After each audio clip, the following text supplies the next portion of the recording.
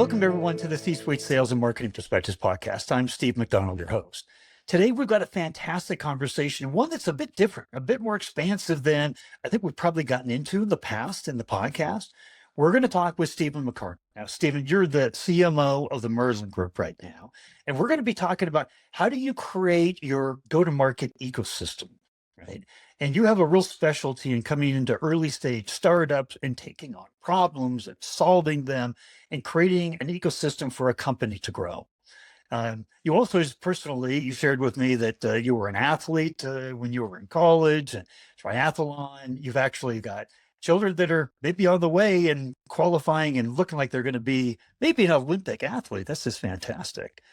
But what I want to do is I want to give a chance to, before we get started here, turn over to you and just explain a little bit more from your perspective, your background, and then we're going to jump right in. Sounds great. First of all, thanks for having me, Steve. It's really great to see you again. And yeah, I mean, a quick backdrop on myself. I mean, I really help companies large and small really aggressively scale. That's at the core of what makes me tick. So I work with large companies like Unisys and Booz Allen Hamilton, and small companies like we formed a company in 2016 called Opaque in what's called the Secure Access Service Edge or SASE space that Gartner coined in 2018. And so that, today got acquired by Fortinet, it's powering the SASE backend. But, whether large or small, the common thread for me is I really enjoy jumping into the enterprise. And usually there's a challenge to be overcome. Right? If you're in some situations, somebody may have reached a point of stagnated growth and they need a really shot in the arm. And so I kind of jump in there and really help diagnose what that is and then, knock down those barriers and then boom, grease the skids and accelerate forward. Earlier stage companies, it's a mixed bag. Oftentimes they have a very unique mix of challenges, but oftentimes it's getting, rapid new logos, increase evaluation, get them, positioned for the next, fundraise and things like that and scale forward. And so that's really kind of who I am and what makes me tick. And so today I'm with an organization called the Merlin Group. It's comprised of 3 affiliate organizations and companies. Merlin Ventures, the strategic venture capital firm. We invest in early stage cybersecurity companies and again, help scale and grow them. We formed an organization, a company called CGC, which is a FedRAMP acceleration platform. Essentially, for those who may not be familiar with FedRAMP, if you're doing business with the U.S. government and you're a SaaS technology, it usually takes a company 1 to 2 years, $2 million plus to just try and get to the starting line to meet those requirements to sell to the government. We've reduced that dramatically. We reduced that barrier. That's what CGC does. So we can get companies authorized to sell and unlock huge markets in about 180 days plus. And we also have a shared success model. So we're not just about compliance, we're about helping them achieve revenue.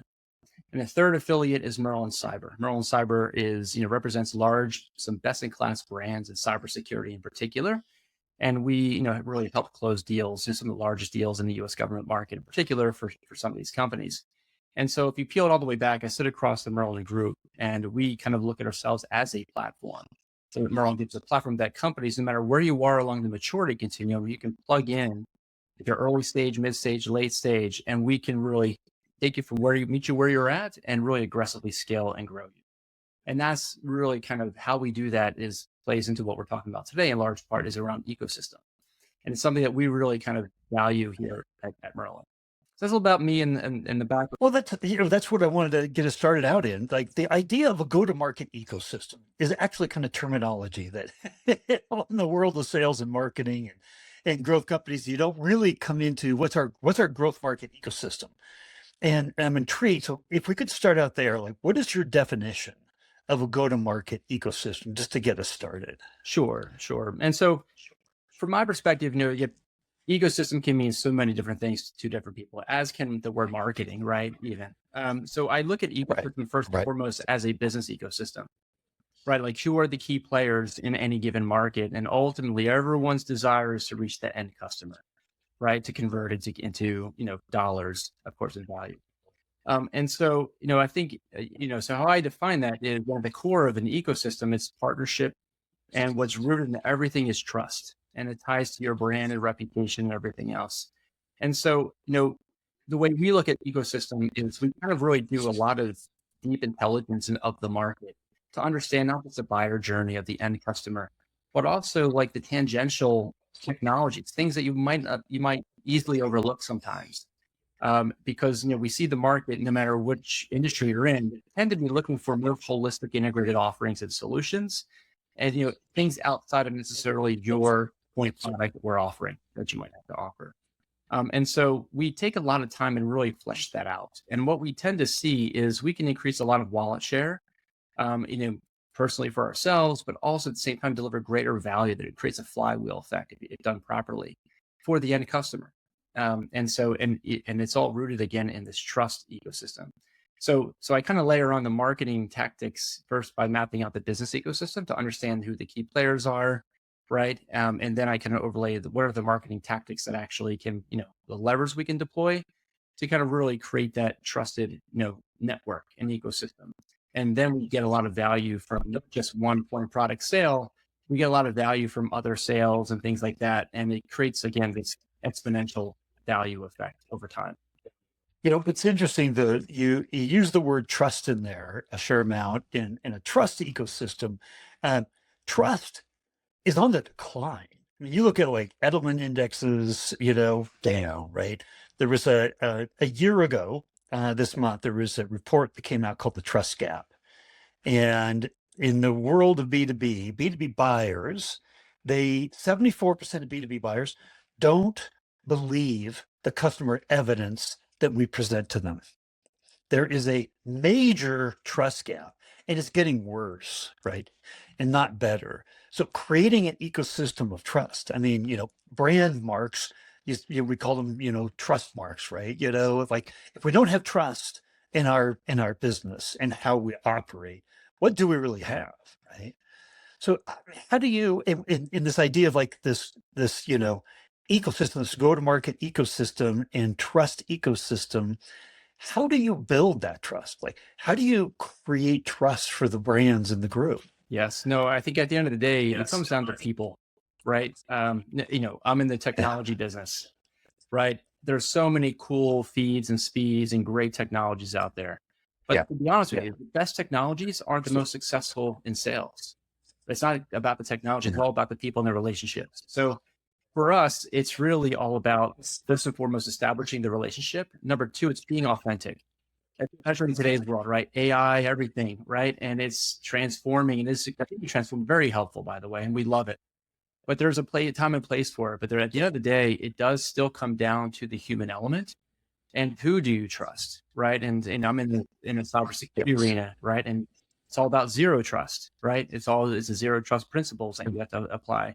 But at the end of the day, something is always trusted. And that's kind of where, if you can create that ecosystem of trusted companies and partners, and to your point, that 74% stat that you shared, I mean, it's not surprising to me that the customers may not trust what you might be presenting.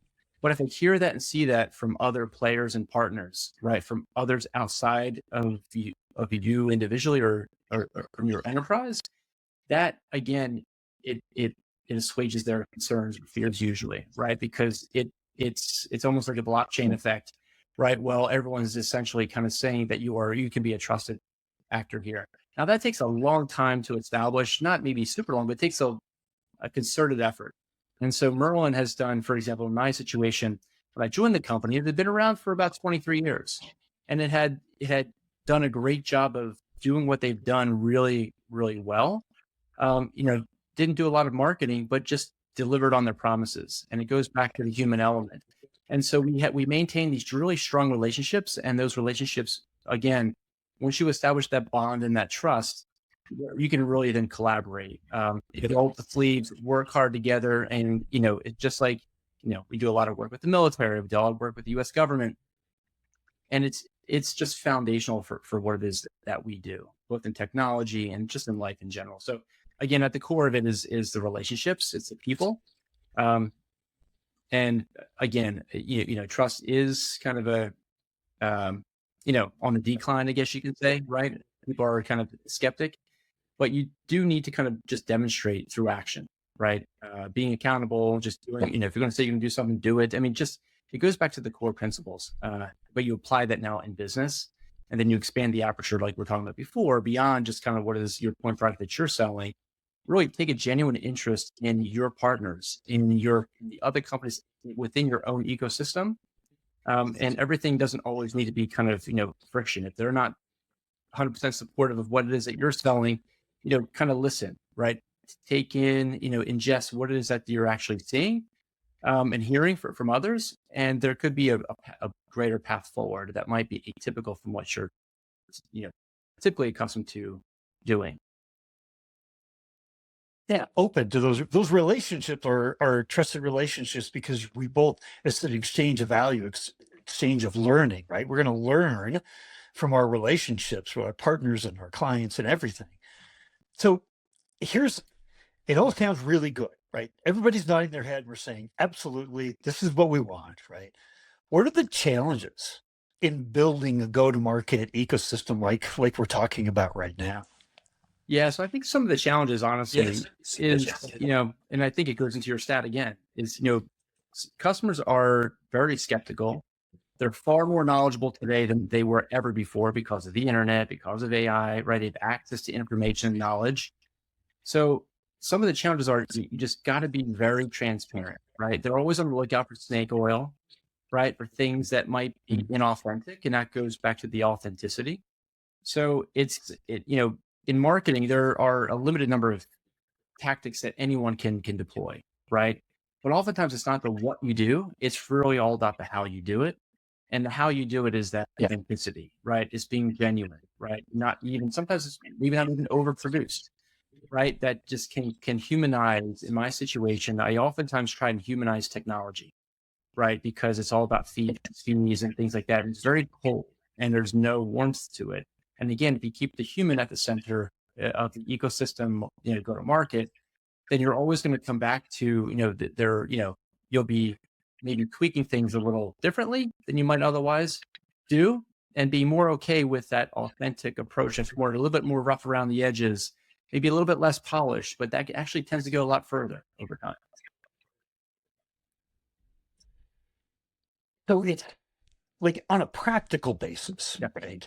You know, what are the steps for companies to take? They want to implement this, they understand these challenges, but how do we, you're the expert at coming in and working with all the different companies in the group and everything. And that's kind of been your career, right? So I know you have your system for how you kind of think about this and the steps you take to get started. Tell us, what are some of the practical steps that we can take, Yep. to get No, that's a started? great question, by the way. And it's not easy. And everyone's going to have a different starting point for the most part. But I would strongly Yeah. recommend that everyone starts with one company and one partner, right? And it wouldn't be, you can't expect a massive flywheel effect with one company, one partner. But that is the critical first step. And if I can use an example, right? Yeah. So Yeah. with Merlin, we invest, we enable, and we scale companies, right? And so, early on, a few years ago, we invested in a small company. It's in a post-quantum cryptography environment. And so, we made investment into that company. We also pulled it into our authorization platform, right? We're cloudifying their offering. We're also, through our third affiliate, kind of extending introductions to large companies that have big footprints already within the customer bases. And we're helping to guide that company with technical integrations, right? And so that we're bringing these technologies together that they wouldn't otherwise never been introduced to each other. And, this technology plus this technology plus this other technology is providing a really holistic offering that is really transforming, in this case, the US government market. And it's actually happens to be thwarting one of the biggest threat priorities for the US government. Right. And so that's just one example. If we just took one company, right, and it's getting tremendous value from multiple angles in my situation from Merlin Group. Yet these other companies that we're working with are also getting huge value. So, for example, some of the large companies, I don't necessarily want to name them here, but some large technology companies using this small technology company through their integration, using it as a point of value and differentiation to their end customers. right? And so they pride themselves on being like the best and, kind of forward looking and innovative and ahead of the curve. And so we're just enabling them. And so with these technologies as an example. And so that's just one example where we've, focused on one company, and through this ecosystem, we now have a bunch of integrations with a variety of companies. Many compete with each other, right, in front of the end customer. But if done properly and well, in our situation, we want to be seen as that trusted advisor, right? We're scouring the globe for the world's, most innovative technologies. We're making investments and big bets on them, and then we're bringing it. We want to convene, large and small companies together. We want to be seen as the convener, and that is what's driving the ecosystem from my perspective. So the recommendation again would be really starting small. Start with one company, and maybe pick one that you might otherwise it might not be super obvious, right? And Right. really start getting, you want to map out and understand kind of what their strategic priorities are clearly, right? If you don't know that about your partner, I mean, I would highly recommend that. Right. Equally important Right. is to really understand the same for your end, right? It's more than just trying to sell. Too many organizations, from my perspective, are so focused, on a kind of the sales-led, sales-driven culture at times, and you're just trying to, make the quota, and push your product hell or high water. And I've been spending 5 years now here trying to shift the culture actually a little bit from sales-led, sales-driven to market-led, sales-driven. Small nuance might be meaningless to most people. It's huge to me because you're not then chasing the shiny copper penny, right? If you're just sales-led, sales-driven, market-led is really all about the customer, putting the human again in the center. And again, beginning with one company is what I would recommend for most companies to get started, and really understand their technologies. And I'm looking through the lens of technology, and I know your listeners, might have seen across a variety of industries. But I think the common thread is once you actually identify a company, you then collaborate and you kind of you make concessions, right? And so I think that's maybe in my experience, it was kind of hard getting started in the ecosystem here initially because we were so focused on our own interests. But again, if you kind of listen, kind of map out both interests, you can actually, it's like a puzzle piece. You can push them together and really innovative ideas come out of that. So I think that's a clear tactical thing that I think everyone could probably do, right? So that I think that's one example. The other piece is, in terms of executing that, right? So the content that you create, right? So if you look at the traditional marketing leverage, you kind of want to map out, what your content program is. It's going to carry your value message and everything else. So of course you'd want to collaborate with that company, with that partner, right? To create this ecosystem. And there's got to be some content that's created out of that. And then you can create this joint go-to-market program and plan, right? That you want to share and collaborate. So it's just, and then by doing that, by offering value, by collaborating with that one company, right? They're going to trust you more, right? And you have their best interest in mind, Right. your best interest in mind. And so just see how that goes. And everything may not go super well, right? And, I'll speak for myself. Like there have been times where it's like an 80-20 rule, 80% of the time it'll go pretty well, 20% of the time, not really so much. And that's okay, right? But we are in it for the long haul. And we're now seeing huge dividends from actually making that upfront investment by taking that approach. Um, there's another example, yes, and I don't know if this could maybe be relevant for listeners here. Let's say on the venture capital side, as an example, it's not uncommon for venture capitalists to, hey, listen, I want to get in early stage rounds, to make investments.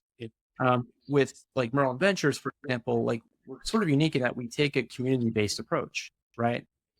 We want to collaborate with other venture capital firms because it's for us, but it's also really great for the companies that are being invested in.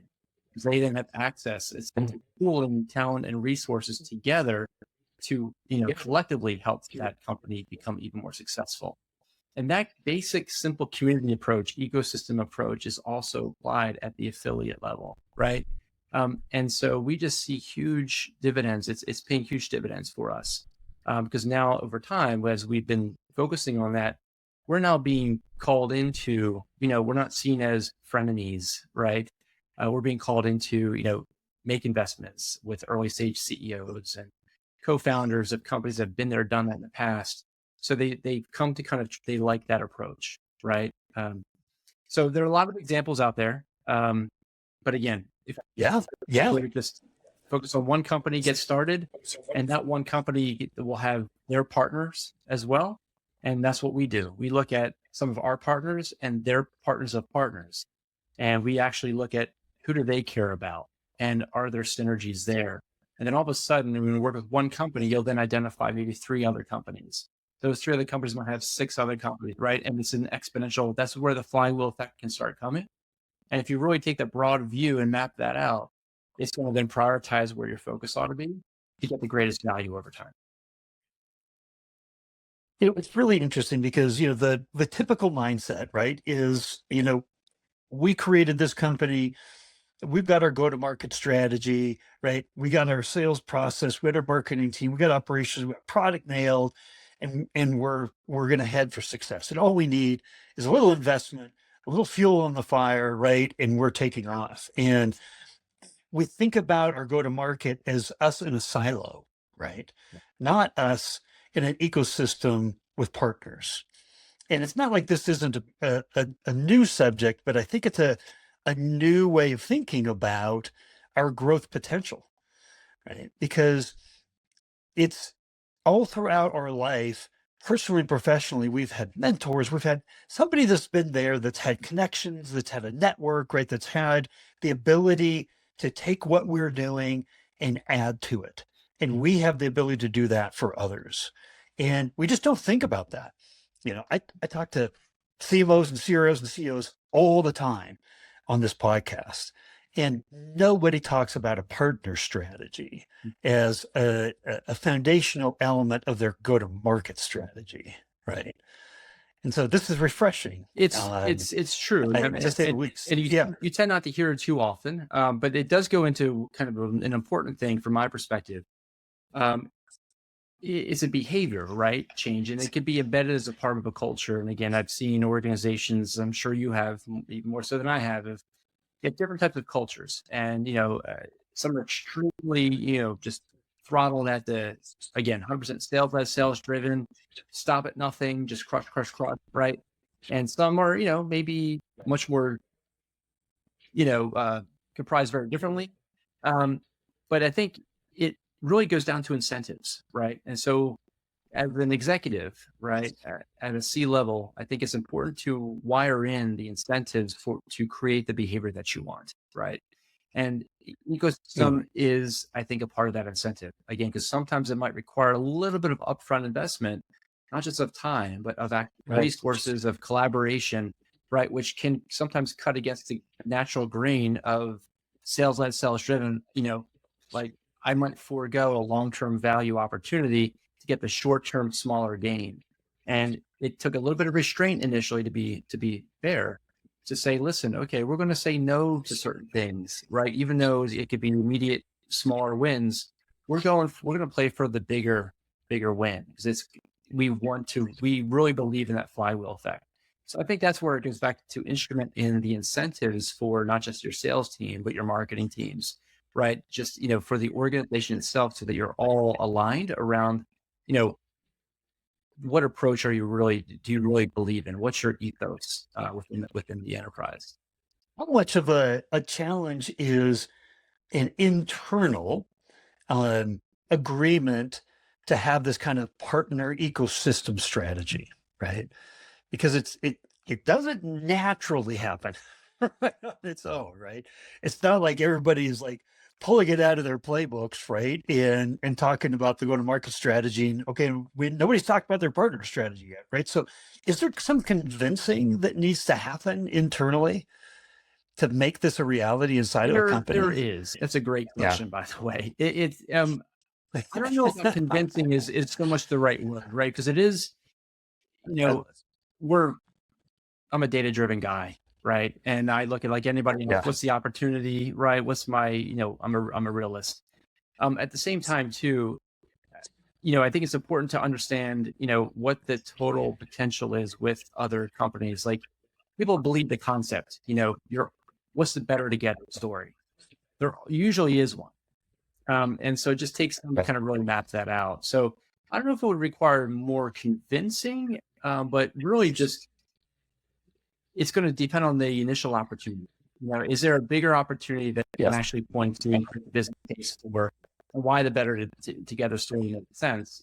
And then if you can demonstrate that success one time, how many others look exactly like that? And then you'll be like, oh, okay. And then, a buy-in usually. Um, Right. but it sometimes can smack against the grain, like you said, of kind of coin operated, if you have a coin operated sales team, right? It's like, no, and it's also type A personality, right? Let's be honest. I mean, I'm one, right? I would prefer to carry the ball under my arm and run it through than rely on it, right? And count on it. And that's just my nature. I think a lot of like successful executives probably are pretty similar, right? They just want to run it through themselves because they have full confidence and trust and they want to retain control over that. So it does require relinquishment of a little bit of control and collaboration. But again, I think the payoff can come in spades if done delicately, carefully, right? And very collaboratively. And that's the centers community, centers trust. And if you do that really well, that's actually what fuels the brand. That becomes your reputation, right? And with that reputation, you know what I mean? Like in good times and in not so good times, your reputation will actually prevail. And so that's kind of really, it takes time. So I've been with Merlin for 5 years, kind of really working with the leadership and collaborating internally just with the executives and the general managers of the affiliates to really help make this a reality here. Yeah, that question, I think you're right, because the idea of convincing maybe isn't the right thing, but alignment in the C-suite is a tough thing. I think I saw a study that even alignment in the C-suite, right, on our ICP, like our ideal customer profile, like only 16% of sales and marketing teams are aligned on their ICP. Amazing, absolutely amazing, right? So the alignment on any part of the go-to-market strategy, right, is something that, needs to be handled, carefully. And I think you're right. If you can say, look, a partnership strategy is not new in time. If we can prove that we can create success with it, and then we can prove that we can scale that success, right? Right. And people just can see that that initial, like leap of faith and say, like, you're right. This is working. This is great. Let's do more. Right. Is that the kind of the way that it works, or that you recommend to kind of start on? It is. I mean, just like most other things, right? It's going to require, like you said, kind of a thesis. It's going to require a strong business case, and if you have the data to kind of back that up, you're going to need that data to back that up. And that's the quandary sometimes of getting started, right? And it does require the executive level support, right? And to say, listen, we are going to do this, because sometimes you might require to make a trade-off decision or two, right? No, I'm not going to go after that shiny copper penny immediately, because I'm going to play the longer ball here, and it's going to pay off, far greater than if we were to take this immediate route. And in doing so, you're also making an investment over actually expanding that aperture, that creating that flywheel effect, right? So you have to trust that flywheel effect will come as long as you make the right decisions and investments and you're committed to that plan. And it's not unlike other strategies, right? Other business strategies and programs, that just require, they're playing like a 3 to 5 year strategy. You really got to stay committed to it, right? If you're changing every few weeks, it means you're really not locked into your strategy. You know what I'm saying? You really got to say no to things. So I think it's very similar in that regard. And, I wish there was a magic bullet, right? Or magic, hey, we all just weren't thinking about this one thing it was a button we just didn't think of pushing over here. That's not really not the case. It's not so much the what. Again, it's really about the how is what, I've come to learn over, decades of doing this. And it really is important. And especially in today's technological advances with AI and quantum and everything else, it's just speed, fast. We just don't forget the human element, because that is everything. That is your reputation. That is your brand. And so trust, in my opinion, is again at the core. in the end, people aren't buying from AI. They're people buying from people. So, 100%. we 100%. got to think about that. That's a good Exactly. point. You know, uh, we've talked about a lot and we could keep going. And I know there are going to be questions that people have from seeing this. Is it appropriate that we give out a link to your LinkedIn profile so people could reach out and ask questions? Sure. Please do. Sure, please do. Fantastic. Well, Stephen, I got to tell you, this has been very refreshing and kind of like expanding the ecosystem of opportunity really we have within our go-to-market strategies. So that's what this podcast is about: is bringing together the best minds, the best thinking, and like having us all start to think differently. So I really appreciate you helping us think differently today. Great. Well, thank you, Steve. I really enjoyed the time.